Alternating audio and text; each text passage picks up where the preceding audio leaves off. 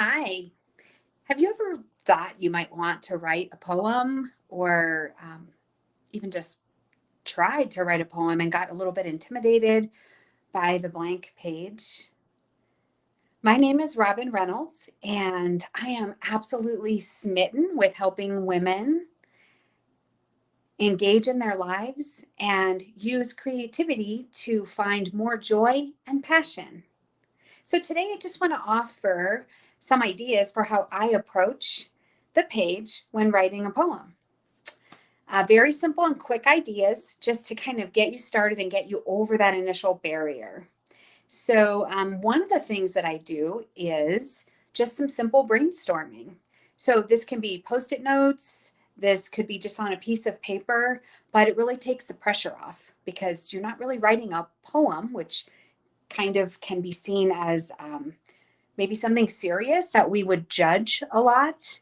This is just randomly throwing some words on paper. Doesn't matter. So often I will just think of a topic or sometimes just kind of look around and come up with a topic based on something I see around me or something that I'm interested in that day. And then I just start writing words. The important thing is when you get your hand moving, you start writing, your brain starts working and your hand starts working together. So it's really just initially getting over that hump that you need to do. So brainstorm one, and there's something akin to this called mind mapping that I'll just mention today, but I'll probably do a live at a later time and actually show you that. It's really just word association. So both of those things really help to kickstart me into writing mode. Essentially, you're giving your own self writing prompts. That's actually another idea. The internet is full of writing prompts. So you can just search poetry writing prompts or random word generator. And these things will give you little prompts to start writing. One of my favorite approaches is actually sort of stream of consciousness writing. This comes from an approach that Julia Cameron established in a book called The Artist's Way. It's definitely not new. It's a very foundational, well understood, well respected book in the writing industry. I have a copy. Let me show you. Da, da, da, da. I recommend this to just a lot of people. It is an excellent book about writing and about creativity. But one of the things she suggests in here is doing morning pages. These are essentially 3 pages, I believe she suggests, in the morning. There's no expectation.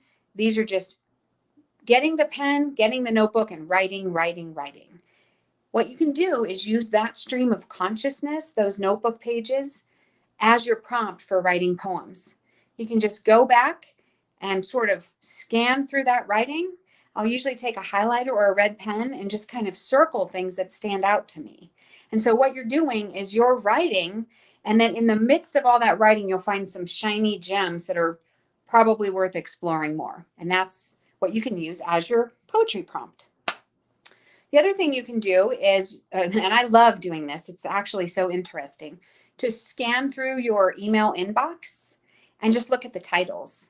Because email titles are written really as copy, right? As marketing copy many times. And they're written to be interesting and kind of attention grabbing. So if you scan through there and you just pull a handful of those and use them as a prompt to start writing, I think you'll end up with a lot of interesting things.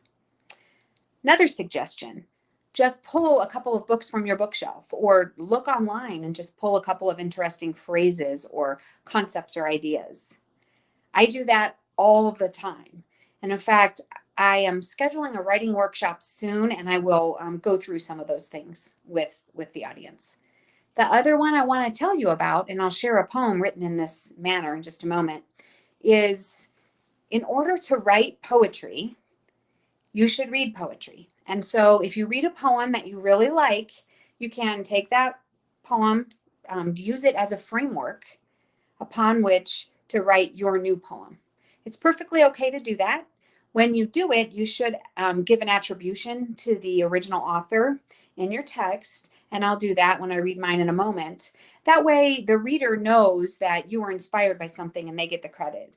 But you're actually writing an entirely new poem that you get the credit for, that you are the author of. I think the important point here is that sometimes people take writing poetry pretty seriously, right? Because it's poetry. But first and foremost, when you sit down to write, remind yourself that the reason you're writing isn't for other people. It isn't even necessarily for publication. It's just the act of being creative. And when you think about it that way, it takes the pressure off. It doesn't have to be fancy pants. It doesn't have to be anything except what you want it to be. And in fact, the first time you throw these words on the paper, it's a first draft. So no pressure.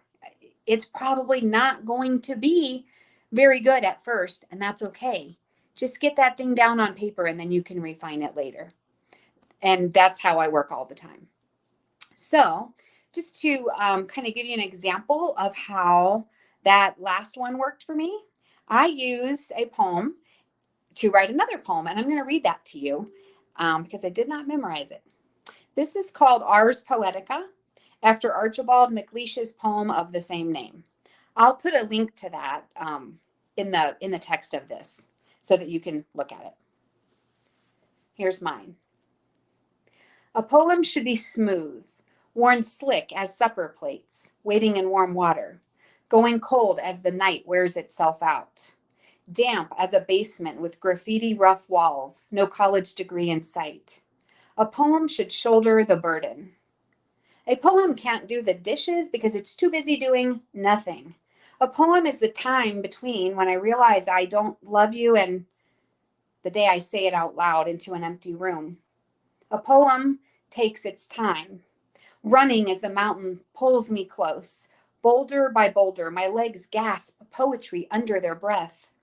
Leaving as the elk bounded from the meadow, the night of blazing vodka stars. A poem should be equal to open windows. The way the curtains catch the sunlight, paint a perfect slant across the linen for love. The crooked house and two hands in the dishwater. A poem should not mean, but be. So there you have it. Thank you so much for joining me today. Tomorrow, I plan to share a visual journal that I just finished. So I kind of wanted to share that with you and talk a little bit about my process. I hope you have a great night, and I will see you then. Bye-bye.